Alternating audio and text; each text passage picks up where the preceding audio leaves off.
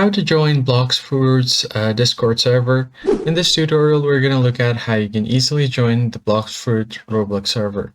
If you guys don't know what that is, Bloxfruit is a really popular game on Roblox. So if you just go ahead and open up your web browser and go to roblox.com. And once you log in, you can just go ahead and click on the search bar and simply search for Bloxfruits. Hit enter. You should be able to see the game right here, Bloxfruits. Now, in order to join its Discord server, all you're going to have to do is either click on this. Sometimes the game creators would link their Discord right here, like this, under the social link. Or what you could do is directly click on it, or you could just go to discord.com.